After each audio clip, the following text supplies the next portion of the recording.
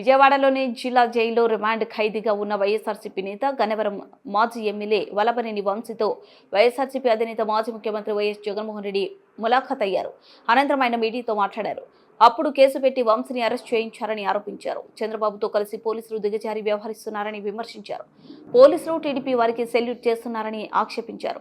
పోలీసుల టోపీ మీద ఉన్న 3 సింహాలకే సెల్యూట్ చేయాలని టీడీపీ నేతలకు కాదని జగన్ పేర్కొన్నారు. తాము అధికారంలోకి వచ్చాక వీరందరి సంగతి చూస్తామని హెచ్చరించారు.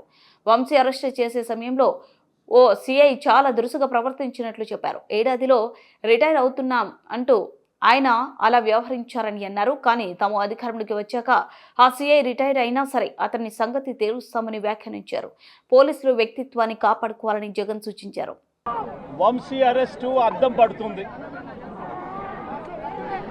ఎందుకనంటే వంశీను అరెస్ట్ చేసిన తీరు ఒకసారి గమనించినట్టయితే అతి దారుణమైన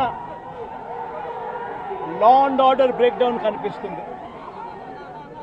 ఒకసారి గమనించినట్టయితే ఈ కేసులో గన్నవరం పార్టీ కార్యాలయంపై దాడి జరిగింది అని చెప్పి ఫిర్యాదు చేసిన సత్యవర్ధన్ అనే ఈ వ్యక్తి, గన్నవరం తెలుగుదేశం పార్టీ ఆఫీసులో కంప్యూటర్ ఆపరేటర్గా పనిచేస్తా ఉన్న సత్యవర్ధన్ అనే ఈ వ్యక్తి, ఫిర్యాదు చేసిన ఇదే వ్యక్తి సాక్షాత్తు తానే జడ్జి గారి సమక్షంలో జడ్జి గారు ఇచ్చిన సమన్లకు పోలీసుల ఆధ్వర్యంలో ఆ సమన్ను అందుకొని జడ్జి గారి దగ్గరికి వచ్చి జడ్జి గారితో తానిచ్చిన వాంగ్మూలాన్ని ఒకసారి గమనిస్తే ఆ వాంగ్మూలంలో ఆయన చెప్పిన మాటలు ఏమిటి,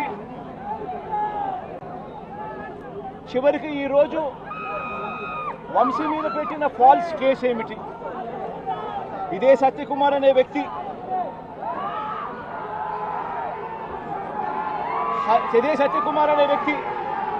జడ్జి గారు జడ్జి గారి సమక్షంలో సత్యవర్ధన్ అనే వ్యక్తి వంశీ ఎలాంటి తప్పు చేయలేదు అని చెప్పినప్పటికీ కూడా వంశీ మీద తప్పుడు కేసులు ఈరోజు బనాయించడం జరిగింది.